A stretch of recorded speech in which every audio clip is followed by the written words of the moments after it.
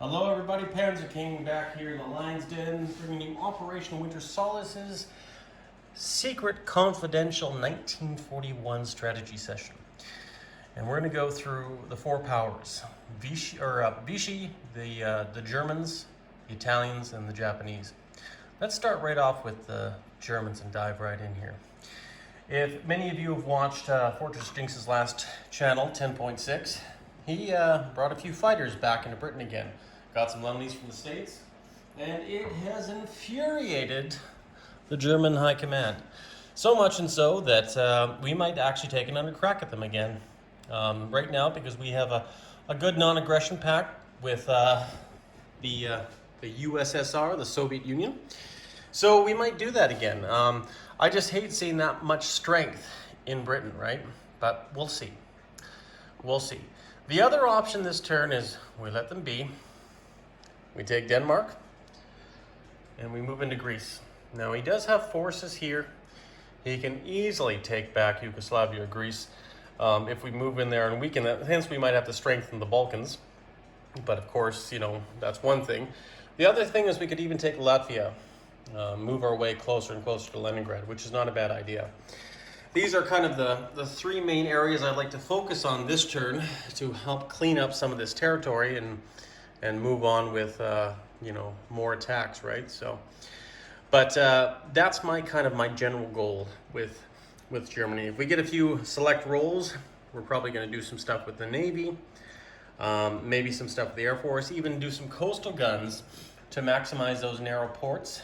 Because if we build coastal guns, those narrow channels there, we get to take 3 shots on any ship by. So it keeps the channel port closed, right? So that's always good.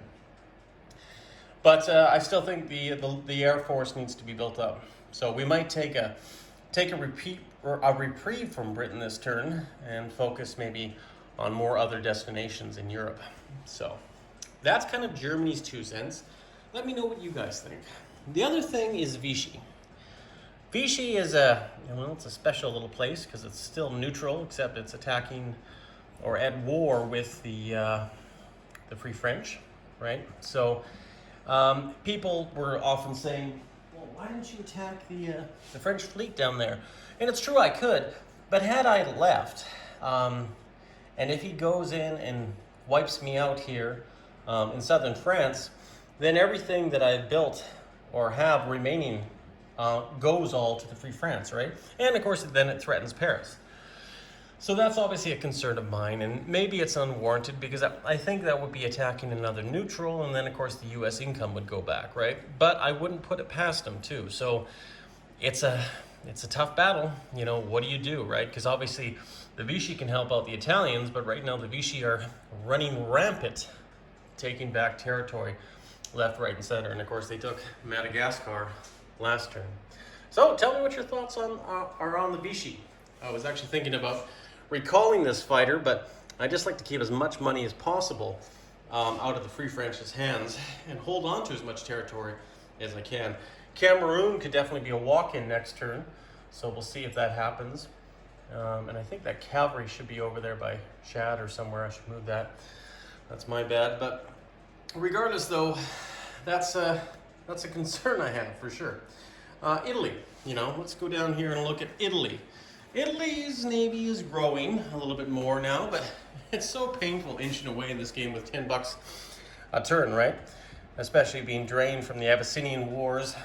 But you know, Italy has some strength here. And I've been told by many people, and I do like the idea of just laying down battleships for the rest of the turn. You know, have a mini naval arms race between Great Britain and Italy, you know, so maybe that's a strategy Italy might adopt. So they could definitely do that. But it would be nice to have some good land battles and put some pressure down here as well. But if the Free French keep on growing, you know, that may prove very difficult indeed. So that's Italy in a nutshell. Tell me what you guys think. Is Rome strong enough?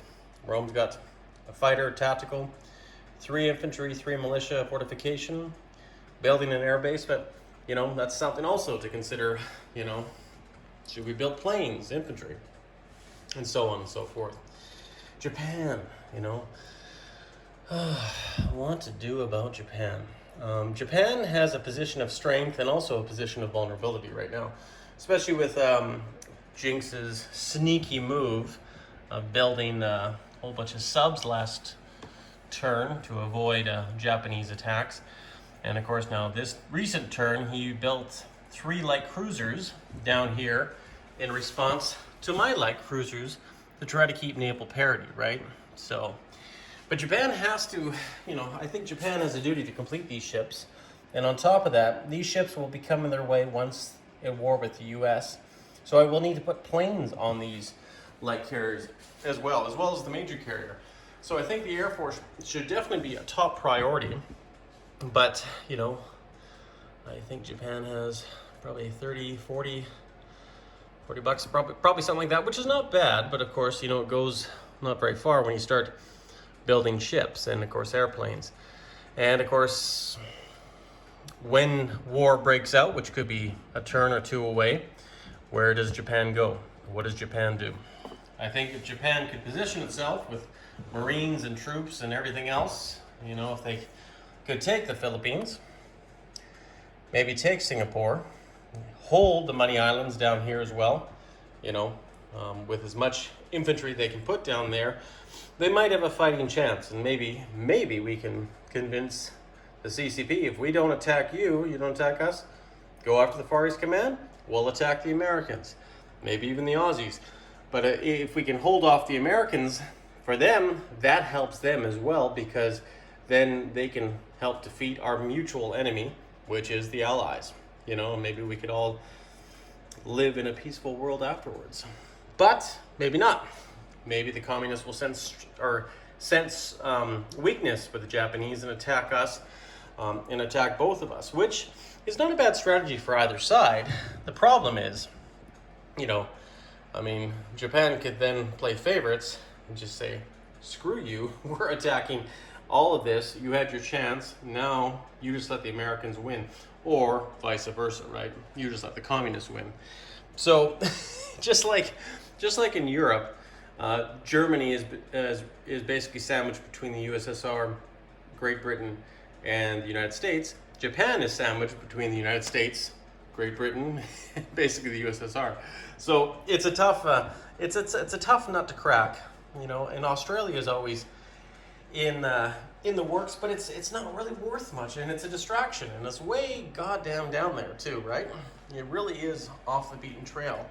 Whereas you can get a lot of money and a lot of victory points in this sphere down here. So, anyways, guys, this is more so. I want to hear from what you guys have to say about strategy, I might take you up on it, I might not.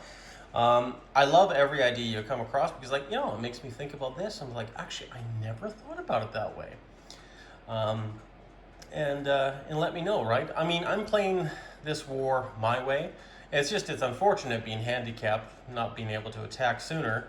And I guess I could have, but I still think it is a very important plan to keep the Americans out of the war as long as possible. So, that being said, we'll see how 1942 and onwards develop, but at the end of the day, hopefully a little bit of luck falls on the Axis side, and maybe Italy starts getting better tech rolls, and Germany might get a little bit better luck on the dice rolls, and we'll go from there. But anyways, Panzer King here, the Lion's Den. This has just been a brief strategy video over my thoughts.